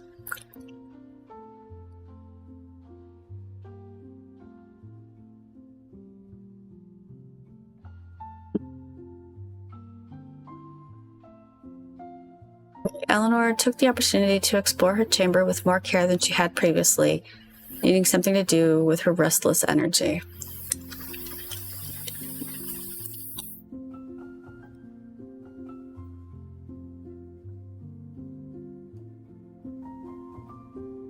Oh, I think I might take another break because I am hungry now.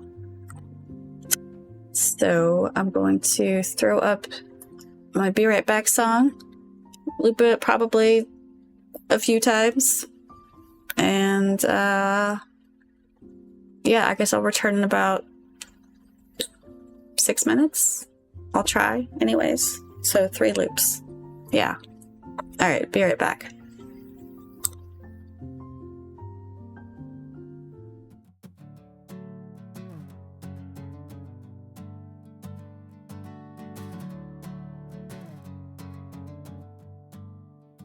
Time cannot bend, time cannot break, time cannot take what it cannot escape.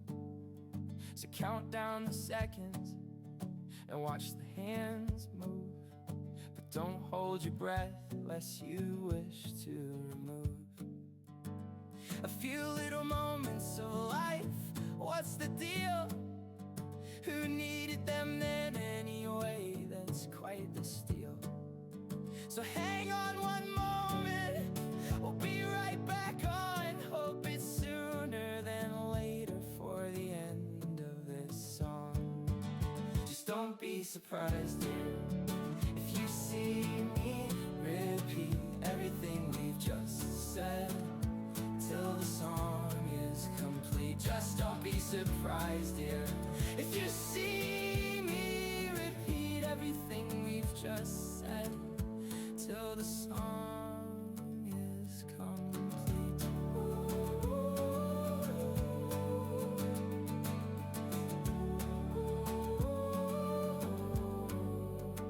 We could always loop it to give us more time, 'cause time's always dwindling no matter our pine. So think on the morrow and think of today. Think of ways to face time, think of ways we can stay. Because life is too fleeting and time is too short. Thanks for spending yours here, thanks for all the support. We'll wrap up this song now, the ending is near. So what if we loop it? That's not much to fear.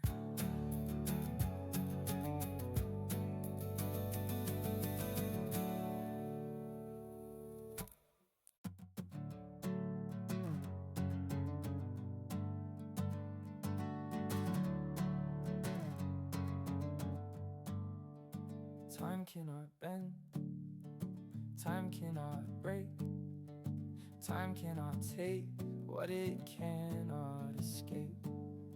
So count down the seconds and watch the hands move, but don't hold your breath lest you wish to remove a few little moments of life. What's the deal? Who needed them then anyway? That's quite the steal.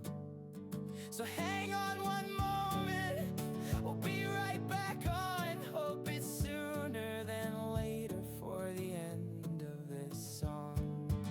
Just don't be surprised, dear, if you see me repeat everything we've just said till the song is complete. Just don't be surprised, dear, if you see me repeat everything we've just said till the song is complete.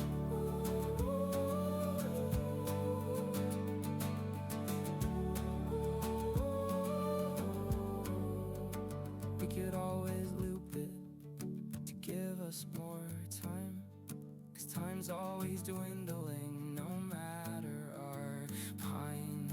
So think on the morrow and think of today. Think of ways to face time, think of ways we can stay. Because life is too fleeting and time is too short. Thanks for spending yours here, thanks for all the support. We'll wrap up this song now, the ending is near. So what if we loop it? That's not much to fear.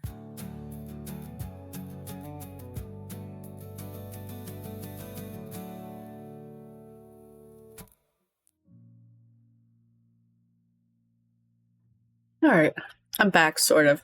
I have got pie. So if you hear me eating, I do apologize for that. It's delicious, though, so I must. Anyways, all right, where were we?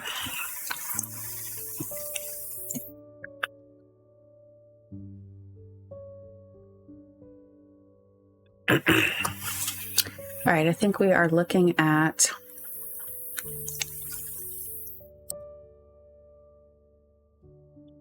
okay, she took her time. There was no reason not to.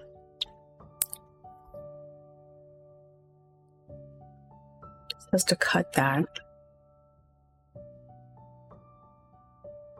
Took her time.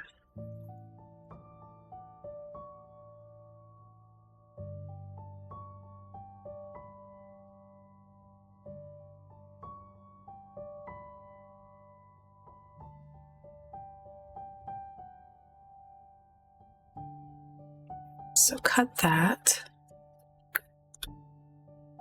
She found the edge of it and pulled.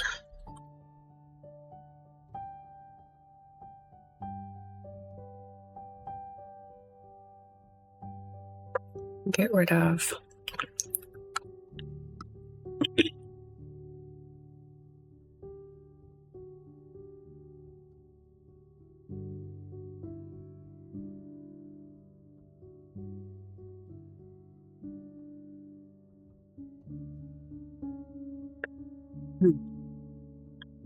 Hang on, I'm gonna take another bite of pie.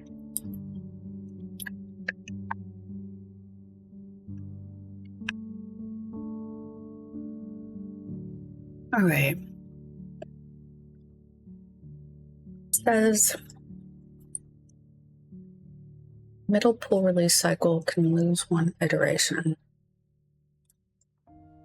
Cut the middle one. Okay, so then she pulled it out again.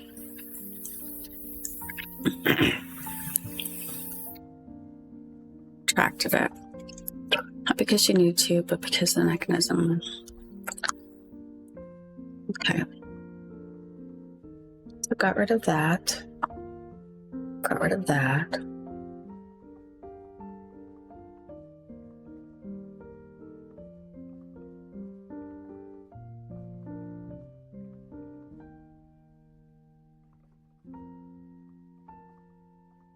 The basin bath discovery.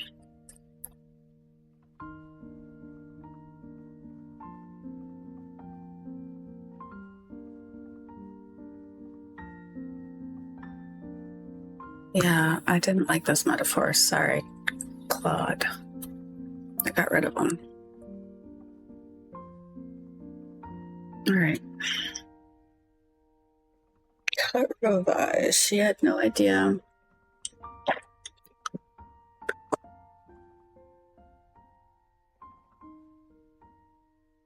Yeah, she had no idea that we're in the private bath here all along.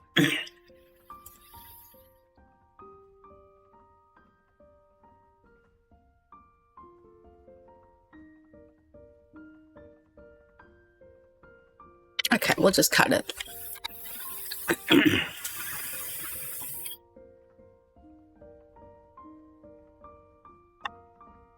Needs a comma.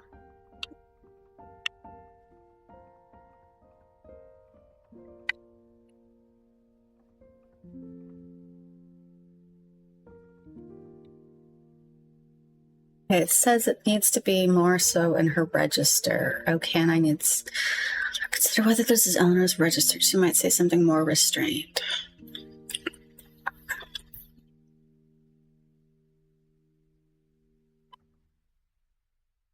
Okay, how about actually?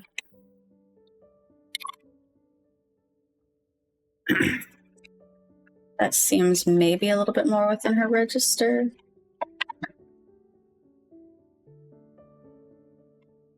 Oops, sorry about that. That was probably really loud noise.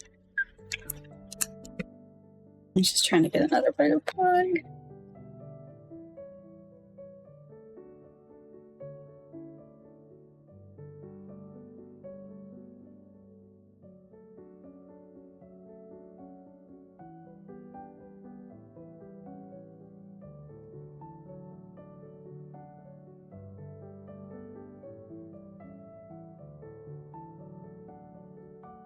Okay, so we corrected the register, I think.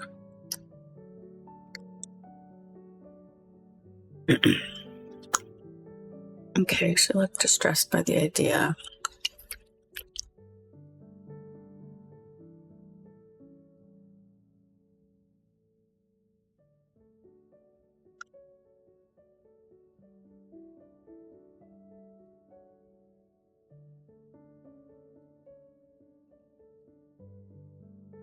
Cut this sentence. It says, Silver's eyes widened. Oh, mother, no.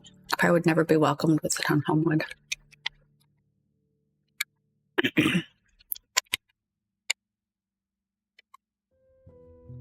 The warden pulls chlorine flow. Eleanor laughed. Okay.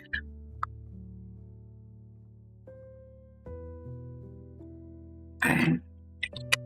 Save that.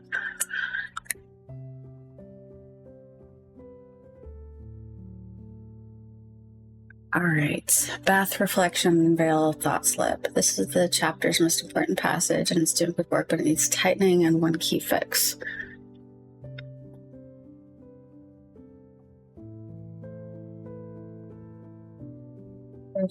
Eyes. Okay. Down to she lifted. She lifted an arm from the water. Gar into a sparring reflection follows, goes soft.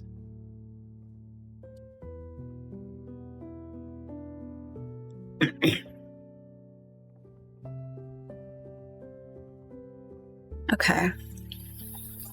Her reminder of insufficiency. She sighed and let her arm drop, still not sure why she agreed to the duel in the first place.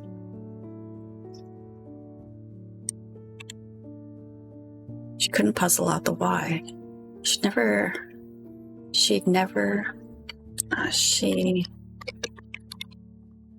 would never have accepted such a challenge before, and yet here...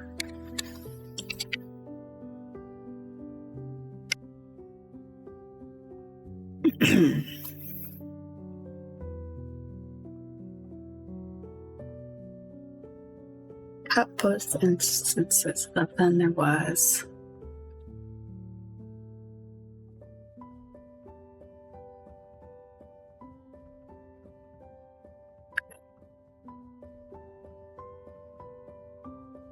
It's a weak transition.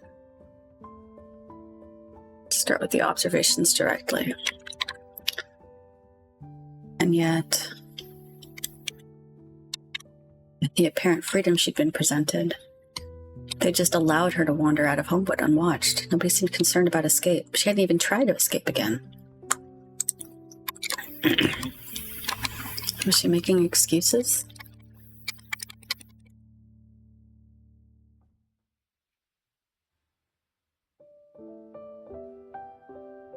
And the strange shimmering outside. And the strange shimmering line outside. And then the strange shimmering line outside. It seemed like a border, a boundary. But a boundary of what? What did it all accomplish?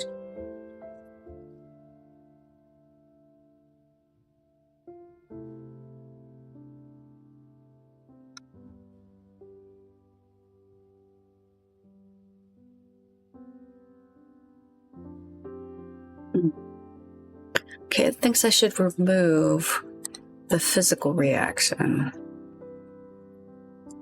I just don't know.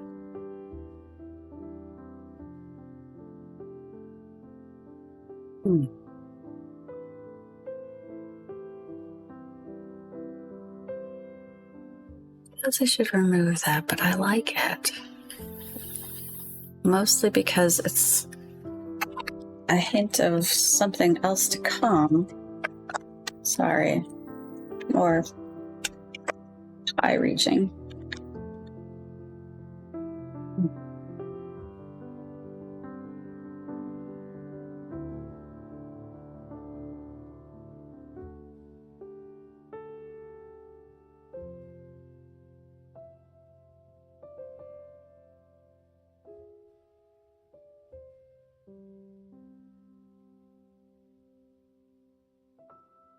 A logical step away.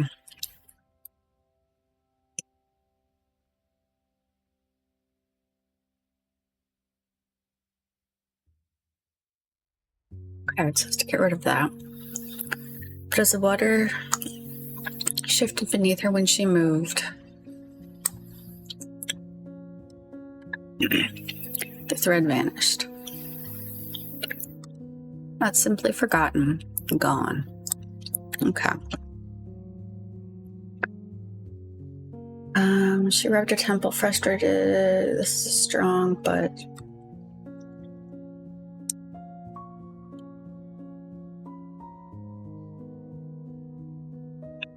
rubbed her temple, frustrated.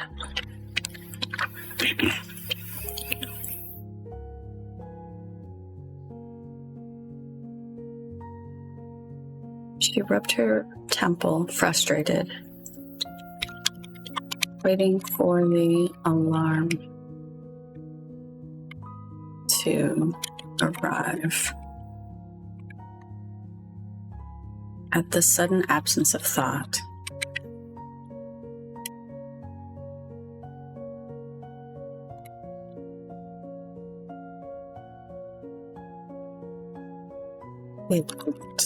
it did not.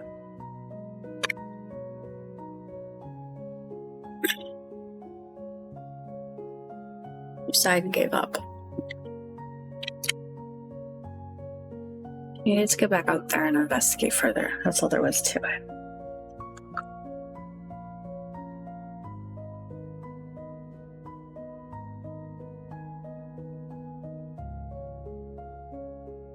Okay.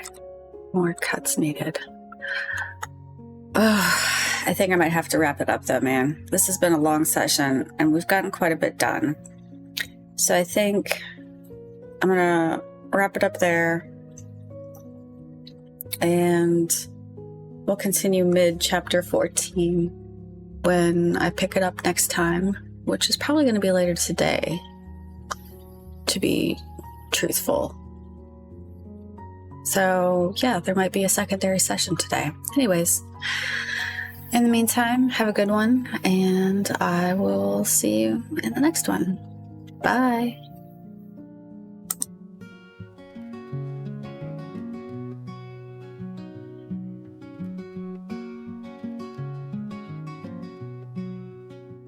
Our time here is over. Our time here is past. It went by so swiftly. It went by so fast. But here we all are, just saying goodbye. We'll meet up again soon. Watch the hour fly. So goodbye, my lovelies. Goodbye, my sweet dears. I wish you all well. Please hold back those tears. Our time will return when our fates twist again. So keep your chin up and stay strong until then. Just look to the sky and remember the sun. Remember the good days, remember the fun. This goodbye is short term, this goodbye is bittersweet. Thank you so much for coming, you make me complete.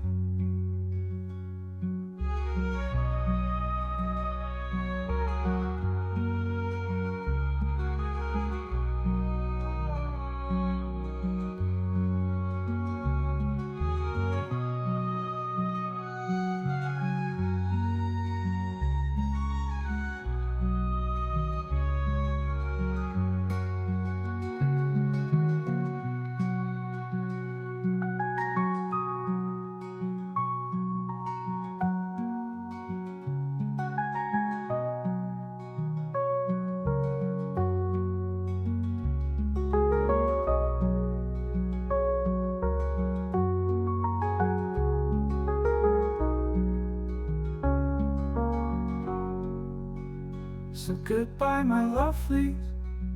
Goodbye, my sweet dears.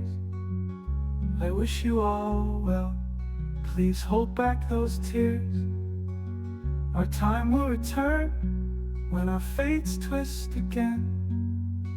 So keep your chin up and stay strong until then. Just look to the sky and remember the sun. Remember the good days, remember the fun. This goodbye is short term, this goodbye is bittersweet. Thank you so much for coming, you make me complete. This goodbye is short term, this goodbye is bittersweet. Thank you so much for coming, you make me complete.